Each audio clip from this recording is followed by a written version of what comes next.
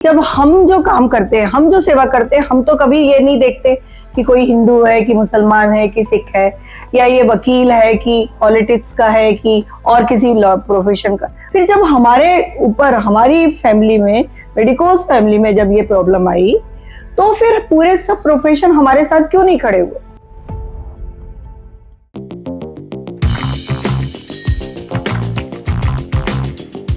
नमस्कार साथियों, जिंदगी कभी एक जैसी नहीं चलती। हम जानते हैं कि कभी कोई दिन निकलता है बड़ी अच्छी खबरों के साथ, और कभी कोई दिन निकलता है जब खबरें उतनी अच्छी नहीं होती।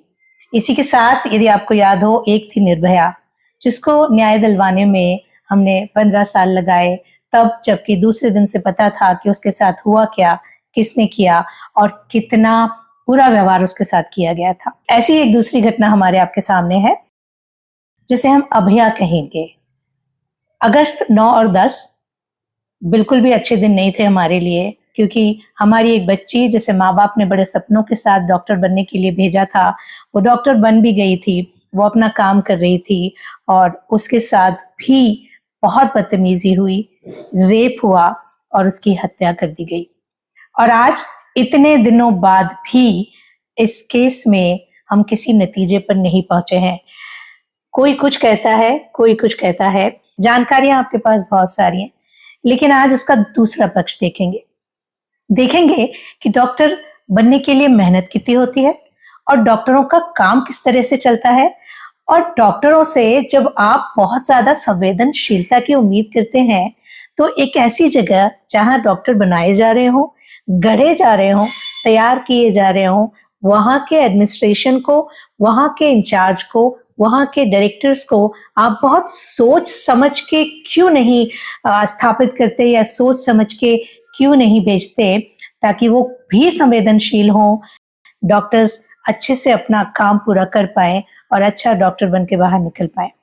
इस मुद्दे पर बात करने के लिए आज हमारे साथ हैं डॉक्टर शशि गांधी, जिनका एक लंबा सफर रहा है, जिन्होंने कई अलग अलग हॉस्पिटल्स में अपनी सेवाएं दी हैं और कई कॉलेजेस में भी, और आज वो हमारे बीच हैं तब जबकि वो मंदसौर मेडिकल कॉलेज की डीन है। डॉक्टर शशि गांधी, आपका मैं स्वागत कैसे करूं, क्योंकि हम इस मुद्दे पे बात करने आज यहाँ बैठे हैं, जो बहुत ही दुख का विषय है। सबसे पहले तो मैं आपसे बात की शुरुआत करने के लिए यदि कहूं, तो अभया को न्याय दिलाने में हम क्यों पीछे हैं, या अभया को न्याय दिलाने से पहले यदि शुरुआत करें, तो आप थोड़ा सा ये बताएं कि एक डॉक्टर को बनने के लिए कितनी मेहनत करनी पड़ती है। देखिए, डॉक्टर बनने के लिए आपको याद, ऐसा बहुत पहले अपन सुनते थे, और आजकल भी बहुत से माँ बाप के ये बड़े एक सपने होते हैं कि हमारा बच्चा डॉक्टर बने, और बच्चे का भी एक रहता है कि मुझे डॉक्टर बनना है। तो ये डॉक्टर बनने की शुरुआत तो स्कूल के दिनों से चालू हो जाती है, जब वो 10th-12th में होता है। और उस 10th-12th करने के बाद आजकल इतना कंपटीशन का जमाना है, हर जगह पता है ये कि हर क्षेत्र में इस तरह से, तो नीट यूजी एग्जाम देना पड़ता है, जिसमें लाखों बच्चे बैठते हैं और उसमें से कुछ हजारों का एडमिशन होता है। तो बच्चे जो शहरों में है वो तो ठीक है, लेकिन मेडिकल कॉलेज में बहुत से बच्चे हैं जो सब तबके से आते हैं। वो बच्चे अपना घर छोड़ के उस स्थिति में, जब वो बिल्कुल किशोर अवस्था में रहते हैं, स्कूल की एज से बाहर आते हैं, शहरों में अपना रहने की जगह देखते हैं, खाने का प्रबंध देखते हैं और कोचिंग क्लासेस अटेंड करते हैं। मतलब वो सब चीजों से, और एक तो उनका जो पूरा वातावरण चेंज होता है, गांव, ग्रामीण से रूरल से अर्बन में आना, यहाँ के उसमें वो अपने आप को एडजस्ट करते हैं, और उसके साथ वो फिर पढ़ाई की तैयारी करते हैं। तो पढ़ाई डॉक्टरी की कितनी टफ होती है? आसानी से हो जाती है? मतलब मुझे तो लगता है कि डॉक्टरी की पढ़ाई आईएएस की पढ़ाई से भी टफ होती है। तो आपने कैसे की थी पढ़ाई की तैयारी, और आपको जब आपने डॉक्टरी की तैयारी की थी या डॉक्टरी की पढ़ाई की तैयारी की थी, तो कितने घंटे आपको पढ़ना पड़ता था? क्या आपका मेंटल स्टेट होता था? क्या उसके अलावा और कुछ सोच पाने की स्थितियां होती थी? यदि कुछ और सोचेंगे तो डॉक्टरी में निकलेंगे ही नहीं, एडमिशन ही नहीं होगा इस तरह का। मतलब मैं भी एक छोटी जगह को बिलोंग करती थी, पचमढ़ी को, तो मेरी स्कूलिंग पचमढ़ी में हुई, फिर मुझे भोपाल आना पड़ा कोचिंग क्लासेस के लिए।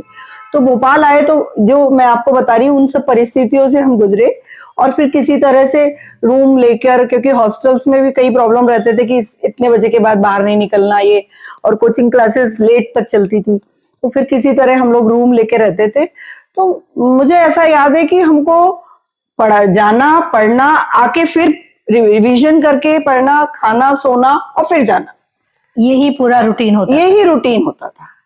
और इस रूटीन के होते हुए भी एक बार में सिलेक्शन आपका हो जाएगा ऐसा बिल्कुल गारंटी नहीं। मतलब बहुत से, मैंने तो 25 ईयर से मैं इस प्रोफेशन में हूँ, मतलब मैं बच्चों को पढ़ा रही हूँ। बहुत कम बच्चे हैं जो पहली बार में निकलते हैं, फिर वो हिम्मत नहीं हार के फिर कोशिश करते, फिर दूसरी बार में, फिर हिम्मत नहीं हारते, फिर तीसरी बार में। मतलब इस तरह से बच्चे लगातार 1 साल, दूसरे साल, तीसरी साल अपनी मानसिक और फिजिकल बैलेंस बनाते हुए बहुत मेहनत करते हैं और नीट यूजी निकालते हैं और एमबीबीएस के लिए मेडिकल कॉलेज में एडमिशन लेते हैं। और जैसा कि आपको पता है कि आजकल एमबीबीएस होना ही काफी नहीं होता है, तो एमबीबीएस की पूरी पढ़ाई करने के पश्चात फाइनल ईयर से उनको, फाइनल ईयर के बाद उनको नीट यूजी पीजी देना पड़ती है, जिसके लिए वो फर्स्ट ईयर के बाद से तैयारी चालू करते हैं। और उसके बाद फिर वो नीट पीजी का एग्जाम देते हैं। नीट पीजी का एग्जाम यूजी से भी टफ होता है, सीट्स उसकी उससे भी कम होती है। और उसके बाद रहता ब्रांचेस का रहता है उसमें कि अपर जो लोग रहते हैं जिनकी पोजीशन ऊपर रहती है उनको क्लिनिकल ब्रांचेस मिलती है, तो उसके लिए भी वो मेहनत करते हैं। कई बार उनको अपनी पसंद की ब्रांच नहीं मिलती तो फिर मेहनत कर जाते हैं, और उसके बाद फिर वो मेडिकल कॉलेज में आते हैं। एक बड़ा लंबा समय लगता है डॉक्टर बन के और अपनी सेवाएं देना शुरू करने तक। और इन सब में पढ़ाई का, थ्योरी का और बाकी का रहता है, लेकिन जब एक बार वो पीजी करके निकल के पीजी में आते, तो पीजी के जो रेसिडेंट है उनको जो कार्य करना पड़ता है एक्चुअली जो हॉस्पिटल में, वो बहुत टफ है। मतलब कहते हैं 12 घंटे तो नॉर्मल आदमी भी काम कर लेता है, 24 घंटे। और ऐसा नहीं है कि कोई जबरदस्ती है या फिर इस तरह से अपन नियम भी बना लें कि नहीं भाई इतना टाइम काम कराना है, लेकिन जब वो वहां की स्थिति देखते हैं कि भाई इतने पेशेंट बैठे हुए हैं, यदि हम यहाँ ड्यूटी छोड़ के चले जाएंगे तो वो पेशेंट को छोड़ के नहीं जाते हैं। तो कितनी बार ऐसी स्थिति होती है कि 36 आवर, 48 आवर्स वहीं खाना, वहीं 1-2 घंटे की झपकी ले लेना, 1-आध घंटे की, वहीं काम करना। ऐसी स्थिति में हमारे रेसिडेंट डॉक्टर्स के लिए जो 30 घंटे से ज्यादा काम करते हैं या 24 घंटे, 48 घंटे तक भी काम करते हैं, उनके लिए क्या सुविधाएं होनी चाहिए? तो इस तरह से लगता है कि जो मूलभूत सुविधाएं हैं वो तो कम से कम प्रोवाइड करना ही चाहिए। जैसे ड्यूटी रूम होना चाहिए, ड्यूटी रूम में बाकायदा वॉशरूम रहे, फैन रहे, गर्मी बहुत है तो कम से कम एसी रहे, नहीं भी एसी रहे तो पंखा ऐसा रहे कि चलता हुआ रहे, पीने का पानी अवेलेबल हो, वो खाना खाने को बाहर नहीं जा सकते हैं क्योंकि उनके पास इतना टाइम नहीं रहता, तो कम से कम वहां पे कुछ थोड़े थोड़े समय में कुछ खाने की व्यवस्था हो कि वो अपना भी ध्यान रख सके, अपनी हेल्थ का भी। जब आदमी अपनी हेल्थ का ध्यान रखेगा तभी तो दूसरे सबका सेवा कर सकेगा ना। क्या हम ये माने कि अगर हम कोलकाता केस की बात करें तो आरजीकर मेडिकल कॉलेज में यदि रेसिडेंट डॉक्टर्स के लिए कोई ऐसी जगह होती जहां वो थोड़ी देर आराम करने के लिए प्रॉपर जा सकते थे और प्रॉपर व्यवस्थाएं होती, तो हम इस दुर्घटना के होने से रोक सकते थे? देखिए, लगता तो कुछ इसी तरह, क्यों वो 3 मंजिला ऊपर चढ़ के एक सेमिनार हॉल में सोने गई?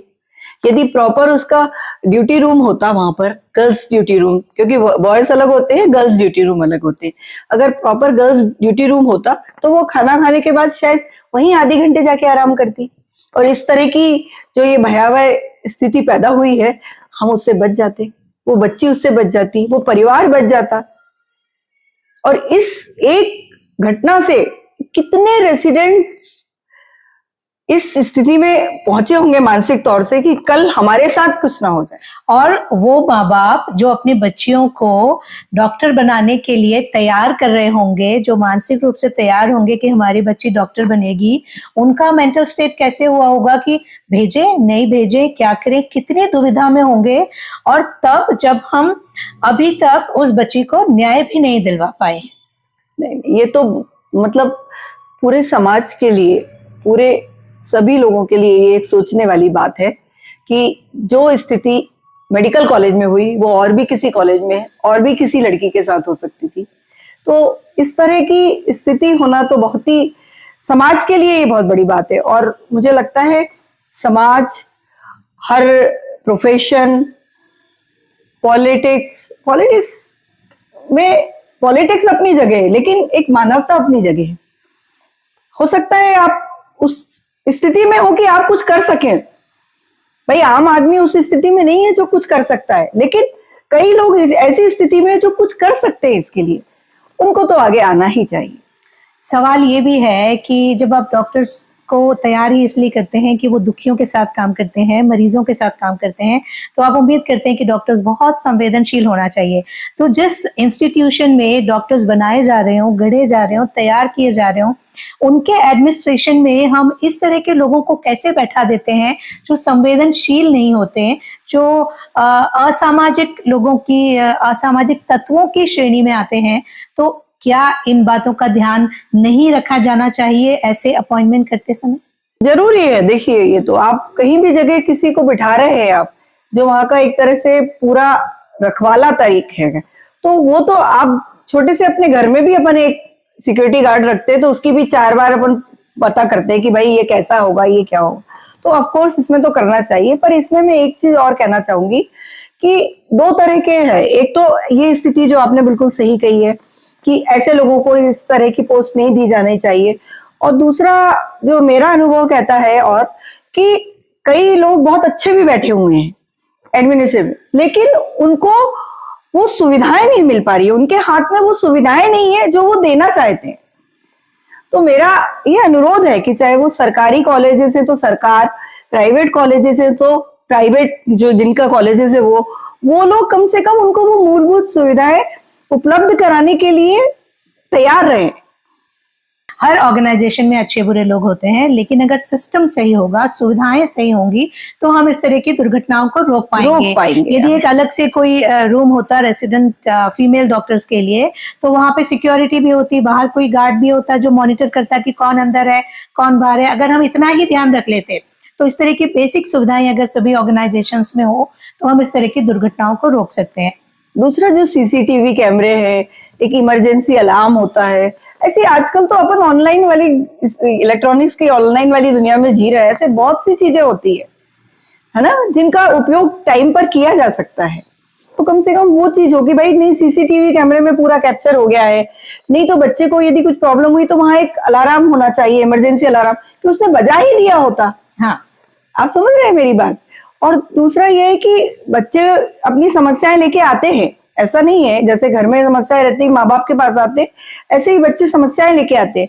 तो इस तरह की व्यवस्था होना चाहिए संस्था में भी, ऐसे कमिटीज बनना चाहिए, ऐसे रेगुलर कन्वर्सेशन होना चाहिए कि बच्चे अपनी समस्याएं बता पाए और फिर उन समस्याओं का समय रहते हुए निर्धारण हो सके।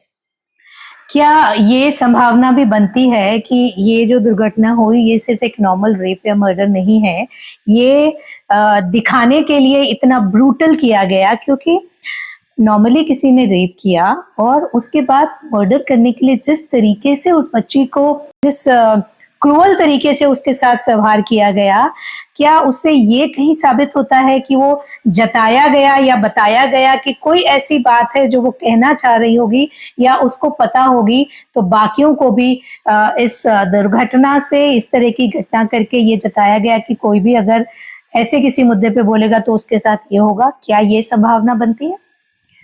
देखिए, जिस तरह की बात सामने आ रही है उस घटना के बाद, उससे कहीं ना कहीं इस तरह की चीज होने की लगती है कि कुछ ना कुछ ऐसा होगा कि जो ओपन होने वाला होगा या कुछ। क्योंकि देखिए, बच्चा जहाँ रह रहा है, जहाँ काम कर रहा है, वो हर चीज से अवगत रहता है। और बहुत से बच्चे ऐसे रहते हैं जिनमें अभी भी वो रहता है कि ये चीज नहीं होना चाहिए, है ना। कई बच्चे ऐसे रहते हैं कि चलो भाई हमें क्या करना, या माँ बाप कह देते भाई तुमको क्या करना है, तुम अपना पढ़ाई करो, अपना करके निकल जाओ। लेकिन बहुत से बच्चे ऐसे रहते हैं, खासकर महिलाओं का जब जहां तक है सवाल है, कि महिलाएं जो रहती है वो गलत चीज को सहन नहीं कर पाती है। वो तो हो सकता है इस तरह की कुछ बात हो, इतनी जांचें चल रही हैं, इतना ये चल रहा है, देखिए आगे सामने क्या आता है, लेकिन कहीं ना कहीं कुछ तो इस तरह की संभावना लगती है।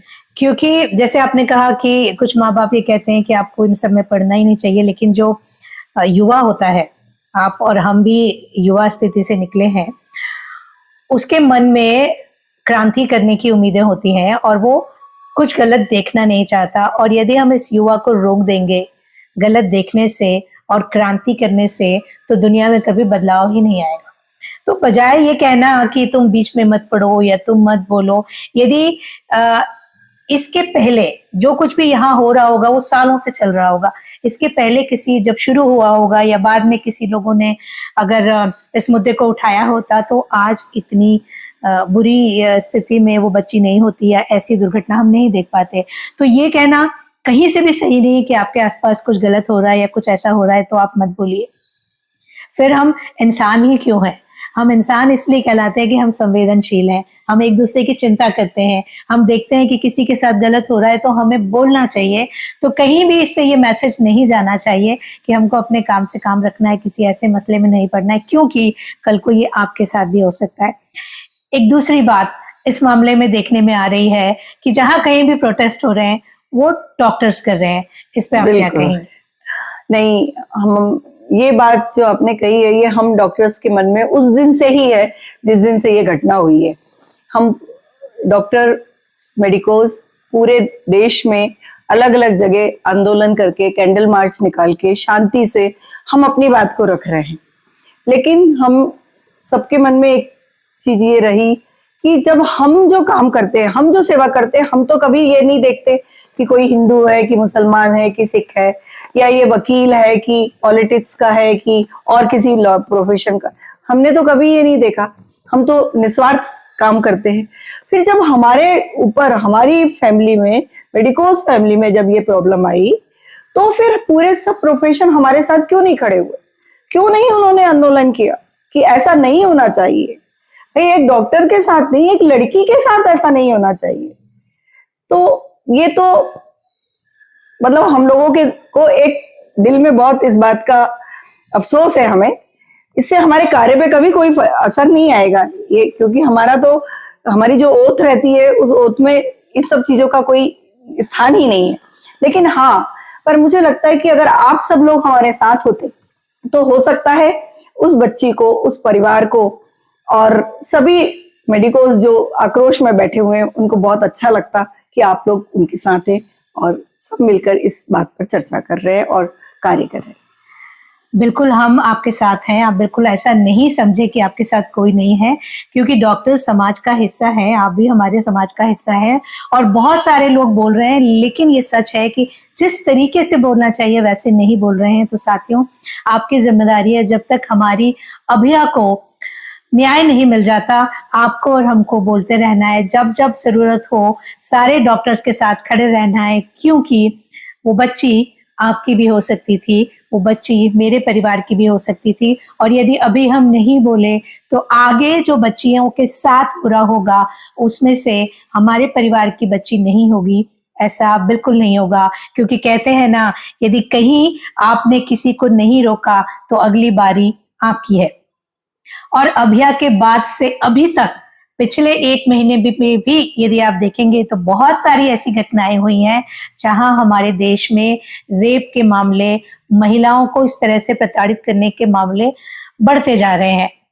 एक रिसर्च में मैंने पढ़ा है कि ज्यादातर ये मामले इसलिए होते हैं कि पुरुष ये मानता है कि उसको, उसके पास ताकत ज्यादा है और ताकत दिखाने का एक ये तरीका होता है। आप क्या मानती हैं कि क्या हमारे देश में इतने सारे रेप के केसेस क्यों बढ़ रहे हैं? क्या है इसके पीछे? क्या हमें करना जरूरी है कि हम इनको रोकें? तो पहले यदि हम शुरू करें कि इस तरह के मामले क्यों बढ़ रहे हैं? कि इस तरह के मामले, एक तो क्या हो गया है कि जो हम पहले घर में एक संस्कारित घर होता था, तो वहां पे बहन भाई एक रिश्ता रहता था, लड़कियों से किस तरह से बिहेव करना। ये दूसरा, जो आजकल नेट का जमाना आ गया है, तो नेट के कारण आदमी कुछ भी देख सकता है, कुछ भी कर सकता है। और उनको वो पहले, बहुत पहले एक बार सेक्स एजुकेशन की बात भी चली थी, तो आप उसको सेक्स एजुकेशन नहीं, लेकिन बता तो सकते हैं ना। स्कूल्स में भी ये रहता है आजकल कि किस तरह से आपको बिहेव करना, bad touch, good touch, girls को भी बताया जाता है। लेकिन मतलब मुझे तो ये समझ ही नहीं आता है, क्योंकि मैंने ऐसे कितने केस देखे हैं जहाँ 4 साल की बच्ची के साथ किया गया, 8 साल की बच्ची हॉस्पिटल में आती है जिनके साथ ये कार्य किया जाता है, और पड़ोस में किसी ने किया या इस तरह से किसी ने किया। तो भारत जैसे देश में जहाँ संस्कार और संस्कृति का ही सबसे बड़ा नाम रहता है, इस तरह की चल ही रही है और बढ़ रही है। हो सकता है इन सब कारणों में से कुछ कारण है इनके। क्या आपको ऐसा लगता है कि हम जैसे ही बच्ची होती है ना, पूरा घर तैयार होता है कि इसको ये सिखाना है, ऐसे करना है, दूसरे घर जाएगी, ये होगा वो होगा, लेकिन उस लड़के को उतना संवेदनशील हम नहीं बनाते कि तुम्हें जैसे अपने बहन का सम्मान करते हो वैसे बाहर भी बच्चियों का सम्मान करना है। तो क्या ये नहीं लगता कि एक पूरी ट्रेनिंग लड़कों को देने की जरूरत है, लड़कों को सिखाने की जरूरत है? हम जब महिलाओं के मुद्दे पे महिलाएं क्यों बात करें, पुरुष क्यों नहीं बात करें? क्या उनके आसपास महिला नहीं है? जो लोग इस सब के आसपास हैं, या जो लड़के ने रेप किया, या जिसने रेप के बाद चीजों को बदलने की कोशिश की, या जो भीड़ आई थी सबूतों को मिटाने के लिए, या जो वहां के प्रिंसिपल थे जो अब अरेस्ट हो गए हैं, क्या इन सबकी जिंदगी महिलाओं के बिना संभव है? ये कहाँ से आए हैं? क्या इनके घर में माताएं, बहनें, पत्नियां, चाची, भाभी, मौसी नहीं होंगी? कहीं ना कहीं इनकी ट्रेनिंग में कमी है। हम भरपूर ट्रेनिंग हमारी बच्चियों को तो दे रहे हैं, बच्चों को नहीं सिखा रहे हैं कि बाहर महिलाओं के साथ, लड़कियों के साथ कैसे व्यवहार करना है। ये भी एक कारण है। क्या तो इसके लिए हमें क्या करना चाहिए? आप क्या कहेंगी समाज को?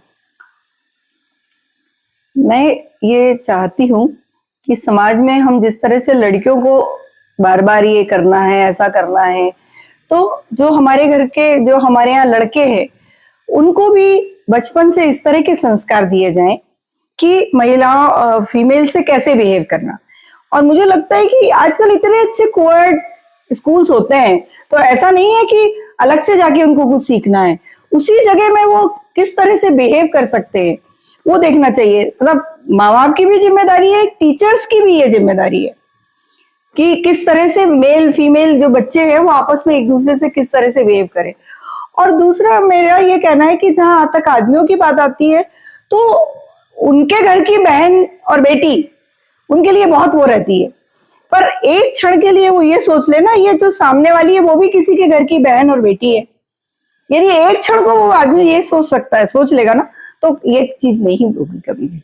तो बस मेरा ये कहना है कि हर कोई ये सोचे कि ये किसी की बहन और किसी की बेटी, और ये जो संस्कार है ये घर में भी आए, घर से भी जाए, बड़ों से, स्कूल्स में भी जाए, इवन कॉलेजेस में भी जाए, क्योंकि कॉलेज में भी बच्चा जिस स्थिति में पहुंचता है जिस समय, उस समय वो परिपक्व होने की स्थिति में रहता है। तो कॉलेजेस में केवल पढ़ाई, और ये कॉलेजेस आजकल इस तरह से हो गए हैं, वहां पे मॉरल वैल्यू और इस तरह का कोई काम ही नहीं रह गया है।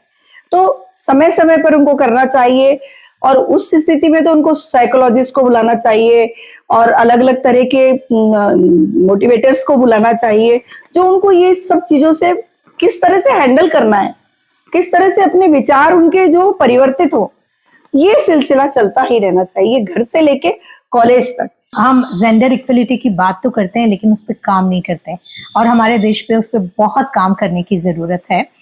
और मॉरल्स पे भी मुझे लगता है कि जैसे आपने कहा कि मॉरल्स पे बात करने की जरूरत है कि आपको क्या करना है और क्या नहीं करना है। क्योंकि हम अगर अपने आसपास देखते हैं तो कई बार लोगों को देख के विश्वास नहीं होता कि ये ऐसा कुछ कर सकते हैं, लेकिन किसी ने तो किया ही है। आप अगर अभी बात करें, मैं अगर जिस दिन अभया केस हुआ है उसके बाद से लेके अभी तक भी बात करूं, तो रोज करीबन 50 से ज्यादा ऐसी घटनाएं हमारे देश में हो रही हैं जहां महिलाओं के साथ इफ्टीजिंग हो रही है, रेप हो रहा है, बदतमीजी हो रही है, और ये रिपोर्टेड केसेस हैं जो निकल के बाहर आ रहे हैं। There were so many cases जो रिपोर्टेड ही नहीं होते हैं। इसको तो हम आइसबर्ग फिनोमेना ही कहते हैं, इसलिए कि आइसबर्ग में जैसे पानी में आइस डालते हैं तो थोड़ी सी दिखती है ना, अंदर इतनी है, तो जो केसेस आ रहे हैं वो उतने छोटे। हाँ, और मेरी बेटी जो गायनेकोलॉजिस्ट है, 3 दिन पहले उसका कोर्ट में संबंध था किसी का रेप के केस में, तो मैंने उससे पूछा तो बोली मम्मी 9 साल की बेटी थी, 9 साल की लड़की के साथ हुआ है, और मुझसे वकील ऐसे ऐसे क्वेश्चन कर रहा था, बोले कि वो रो पड़ी, वहां पर डॉक्टर हो गए, वो रो पड़ी, पर जो जज थी वो महिला जज थी, उन्होंने वही रोका उस बात को। मतलब मैं ऐसी भी महिला अभी तक है, उन्होंने वही रोका कि बोले आप इस तरह के क्वेश्चंस नहीं करेंगे, बोले वो आप डॉक्टर लेडी से ऐसा क्वेश्चन कर रहे हैं और वो प्रेग्नेंट है, उसने वही वोमिटिंग कर दी, वही रो रही हो, तो बोले बिल्कुल इस तरह के क्वेश्चन नहीं होंगे, और उन्होंने केस को वहीं बंद कर दिया। बोले अगली जो सुनवाई होगी वो आप आना भी नहीं, हम आपको वीसी से ले लेंगे, वीडियो रिकॉर्डिंग के, इस तरह से। क्योंकि मतलब वो मेल जो वकील था वो डॉक्टर से ऐसे क्वेश्चन कर रहा था। और बात करना बहुत आसान है साथियों कि इसके साथ रेप हुआ, उसके साथ ऐसा हुआ। हम 2 महिलाएं यहाँ बैठी हैं, यदि फील्ड में काम करते हैं, सब तरह के लोगों के बीच उठते बैठते हैं, यदि कहीं गंदी नजर दिख भी जाती है तो ऐसा लगता है आंखें निकाल लें। फिर कोई आपको छू ले, आपके साथ बदतमीजी कर ले बिना आपकी परमिशन के, आप अंदाजा भी नहीं लगा सकते कि उस बच्ची की या उस तरह की बहनों की क्या मानसिक स्थिति उस समय होती होगी और क्या वो फील कर पाती होंगी। तो इस तरह के सवालों को उठाना कि उसने ऐसा किया या वो रात को क्यों निकली, बहुत आसान है कुछ भी बोल देना, लेकिन जरा उस स्थिति में जाके यदि आप समझने की कोशिश करेंगे, उनके जूते में पैर रख के थोड़ी सी उनकी स्थिति को समझेंगे, तो आपको समझ में आएगा कि इससे ब्रूटल दुनिया में कुछ भी नहीं है। क्योंकि आप डॉक्टर हैं तो कई बार ऐसे केसेस से, ऐसी बच्चियों के साथ पाला पड़ा होगा कि उनके साथ ऐसा कुछ हुआ हो, तो क्या मानसिकता होती है? देखिए, मैंने तो जहां तक मुझे याद है कि ऐसी कोई स्थिति मेरे सामने, मतलब मेरा बहुत ध्यान रहता था, इस तरह की स्थिति सामने नहीं आई। लेकिन हाँ, जहां तक है ये कि जो डॉक्टर्स हैं वो बहुत काम करते थे, मतलब ऐसे कि 48 आवर्स तक काम कर रहे हैं, तो मुझे इस तरह से रहता था कि नहीं भाई, उनको 1 घंटे के सोने को दे दिया जाए, उनका रिप्लेसमेंट ड्यूटी किसी की लगा दी जाए। भाई वो बच्ची भूखी है तो गया नहीं है कुछ, तो चलो एक बच्चे से कह के बच्चा उसको कुछ पहुंचा दे तो वो खाना खा ले, इस तरह की स्थिति। और हमेशा ये हिदायत देती रहती कि बेटा अपना ध्यान रखना, सबसे पहले अपना ध्यान रखना तुम, है ना। किसी तरह की आसपास तुमको कुछ स्थिति हो तो तुम तुरंत इन्फॉर्म करिए। यदि कहीं जो डॉक्टरी पढ़ रहे हैं बच्चे, जो रेसिडेंट डॉक्टर्स हैं, उनको वो सुविधाएं नहीं मिल रही हैं जो हमने अभी डिस्कस की, क्या करना चाहिए उनको? क्या वो कहीं रिक्वेस्ट कर सकते हैं, कहीं लिख के दे सकते हैं, कुछ डिमांड कर सकते हैं कि हम यहाँ पे इतने लोग हैं, इतने मेल्स हैं, इतने फीमेल्स हैं, फीमेल्स के लिए कोई ऐसा रूम नहीं है या ऐसा कोई जगह नहीं है जहाँ पर रेस्ट कर सकें या ऐसा कुछ, तो वो क्या करें? मान लीजिए अब डॉक्टर बन गए, अब जो है सामने वो तो करना ही है, वो क्या कर सकते हैं? देखिए, जो हर मेडिकल कॉलेज है उसमें एक डीन होता है, जो मुखिया होता है, और उसके साथ सुपरिटेंडेंट होता है एक, जो हॉस्पिटल का देखता है। तो उनकी ये ड्यूटी रहती है, और जो रेसिडेंट है, जो जिनको ये प्रॉब्लम आ रही है, उनको उनसे आकर मिलना चाहिए। और आजकल तो इस तरह की कमेटीज भी बनी हुई है हमारे यहाँ, हिंसा रोकथाम कमेटी बनी है, आंतरिक पारिवाद बनी हुई है। ये क्या कमेटीज हैं, ये कैसे बनानी चाहिए और इसका फायदा क्या है? ये जो कमेटी, इनकी गाइडलाइंस है, गाइडलाइन एनएमसी ने दी हुई है। किसी में जिला कलेक्टर को भी रखा जाता है, एसपी को भी रखा जाता है, नहीं तो कमिश्नर को भी रखा जाता है, एक एनजीओ को रखा जाता है, एक इस तरह से पूरे मिलकर, एक फीमेल भी रहते हैं इसमें, मेल भी रहते हैं, इस तरह की कमेटी रहती है। यदि कुछ प्रॉब्लम आती है या रिटर्न में देते हैं बच्चे या लिख के, तो उस कमेटी पे, उस समस्या पे पूरी कमेटी बैठती है, फिर विचार किया जाता है कि ये क्या प्रॉब्लम है और इसको कैसे सॉल्व किया जाए। क्या ये कमेटी सारे मेडिकल कॉलेजेस के लिए कंपलसरी है? हाँ, ये कमेटी एनएमसी के द्वारा सारे मेडिकल कॉलेज कंपलसरी। यदि किसी कॉलेज में ये कमेटी ना हो तो क्या बच्चे इसकी मांग कर सकते हैं? आराम से बच्चे मांग कर सकते हैं, क्योंकि ये लीगल हो गई है, लीगली। वैसे आपको पता होगा कि एंटी रैगिंग कमेटी भी है हमारे यहाँ, जब नए बच्चे आते हैं उनके लिए, तो वो एंटी रैगिंग कमेटी तो डिस्प्ले रहता है नाम के साथ और फोन नंबर के साथ रहता है, कि डिस्प्ले रहता है कि आप कहीं भी हो तो किसी इन सदस्यों को फोन कर सकते हैं। एक विशाखा गाइडलाइन है, क्या वो आपके यहाँ मेडिकल कॉलेजेस में काम करती है? नहीं, विशाखा गाइडलाइन हमारे मेडिकल कॉलेजेस में काम करती है, और खासकर जब ये हादसा हुआ है तब फिर से एनएमसी की तरफ से एक वो आया है, रिकॉल आया है, और इस कमेटी को मतलब पुनर्जीवित नहीं कहेंगे, लेकिन एक्टिव किया गया है इसको, कि रिपीटेडली ये बैठे और इस समस्याओं को ध्यान में। सो ऐसा क्या करें? जैसे अभी अभिया वाला मामला हुआ है, तो आप कह रही हैं कि अभी फिर से हमारे पास ये रिटर्न में आया है कि विशाखा कमेटी पे ध्यान दें, या ऐसे कमेटीज की मीटिंग होना चाहिए। क्या ऐसा करें कि ये रेगुलर हो, ताकि अभिया जैसे मामले फिर से ना हो, ना सिर्फ मेडिकल कॉलेज में बल्कि और दूसरे ऑर्गेनाइजेशंस में भी? मुझे लगता है कि को ये जिम्मेदारी दी गई है, जिन कमेटी मेंबर्स को जिम्मेदारी दी गई है, या जो हेड है, डीन है या सुपरिटेंडेंट है, उनकी ये रिस्पॉन्सिबिलिटी होना चाहिए कि वो करे, और जो ऊपर है उनके, जैसे शासन है, गवर्नमेंट है, उनको रिव्यू करते रहना चाहिए इस पर। कहीं और कोई ऑनलाइन वेबसाइट जैसा कुछ हो सकता है कि उसपे किस किस कॉलेज में विशाखा कमेटी की कब कब मीटिंग हुई, क्या क्या फाइंडिंग्स है, वो ऑनलाइन उसके नोट्स जाएं, ताकि वो ऑनलाइन रहे कि कितने मीटिंग्स हुए और उसका क्या रिजल्ट निकला। क्या ऐसा कोई सिस्टम नहीं बनाना चाहिए? क्योंकि अल्टीमेटली सिस्टम अगर फुल प्रूफ होगा तो हम इस तरह की दुर्घटनाओं को रोक पाएंगे। ये जो कमेटीज हैं, ये कंपलसरी है बनाना लीगली हम लोगों को, और सभी कॉलेजेस में ये कमेटी रह रही है। और अभी जब से ये अभिया कांड हुआ है, उसके बाद से एनएमसी जो हमारी मेन बॉडी है, नेशनल मेडिकल कमीशन और मिनिस्ट्री ऑफ हेल्थ, वहाँ पे ऊपर लेवल पर भी कमेटीज बनी है इन सब चीजों के लिए, और कॉलेज लेवल की भी कमेटी है, फिर से रिवाइव हुई है।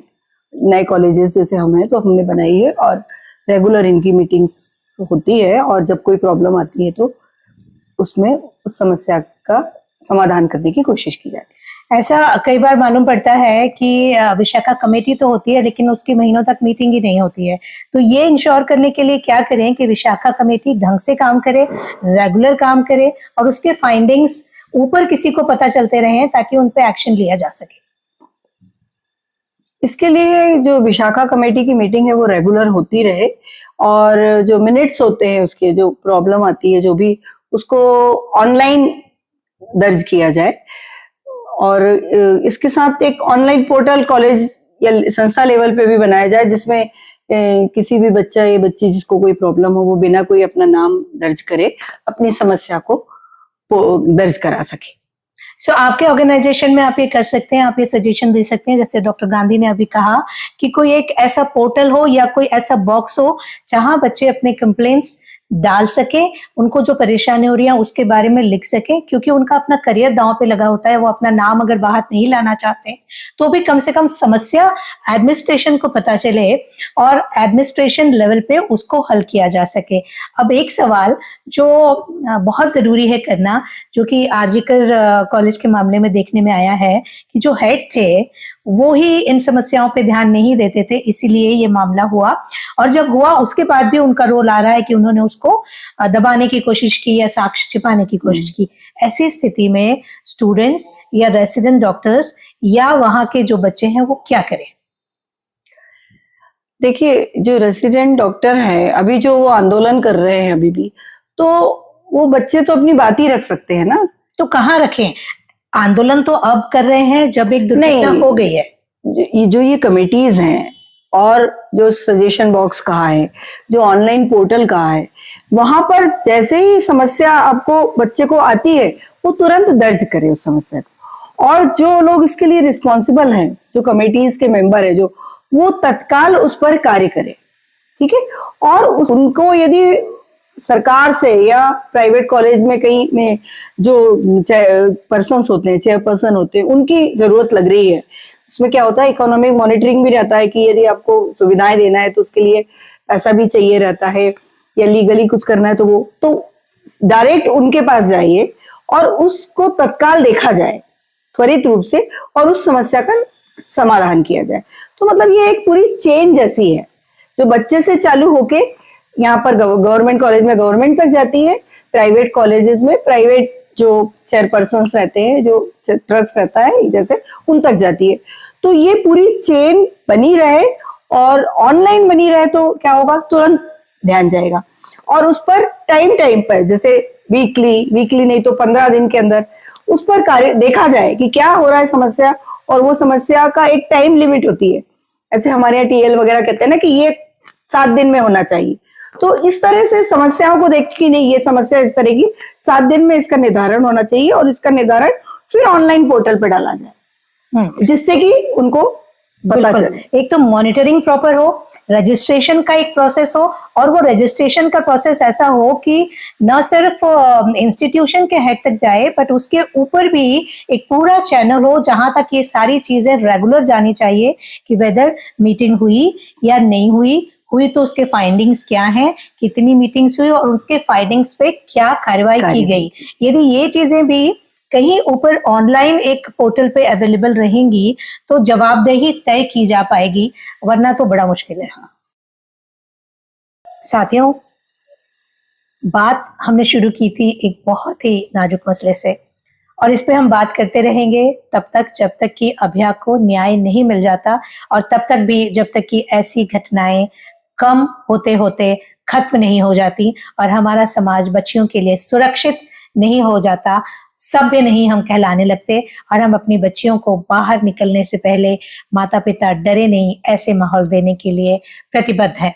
मैं डॉक्टर शशि गांधी से पूछना चाहूंगी, आप क्या कहना चाहेंगी डॉक्टर्स के लिए भी और बाकी वो लोग जो डॉक्टर्स नहीं है लेकिन समाज का हिस्सा तो हैं उनके लिए भी? मैं अपनी डॉक्टर फैमिली से ये कहना चाहूंगी कि आप लोग ने जो कांड हुआ और जो समस्या आई और जो स्थिति हुई इसको आपने बर्दाश्त किया और उसके अगेंस्ट आवाज उठाई, वो बिल्कुल आपकी सही थी, लेकिन आपको अपना कार्य करते रहना है। हम जिस उद्देश्य से डॉक्टर बने हैं, हमारा जो कर्तव्य है, हमें अपने कर्तव्य से पीछे नहीं हटना है, कि इन चीजों से घबराना नहीं है। और मैं विश्वास दिलाती हूँ आपको, पूरी डॉक्टर्स फैमिली आपके साथ है, और मुझे ऐसा लगता है कि मैं समाज के हर जन से ये अपील करती हूँ कि आप लोग भी हमारे साथ हैं, मेरे को ऐसा लगता है, और आप हमारे साथ रहेंगे आगे तक भी, जिससे ये डॉक्टर्स अच्छा काम कर पाएं और आगे भी अपने अपने उद्देश्य को पूरा कर पाएं। और मेरा समाज से, समाज के ऊपर सरकार से और सभी बुद्धिजीवों से ये अपील है कि इस तरह से माहौल बनाया जाए कि ये जो हादसा हुआ है, ये आज एक डॉक्टर बच्ची के साथ हुआ है, और भी बच्चियां हैं जो अलग अलग प्रोफेशन में बहुत काम कर रही हैं, घर से दूर रहती हैं, टाइम का उनको कोई वो नहीं रहता है, 12-12 घंटे उनको काम करना पड़ता है।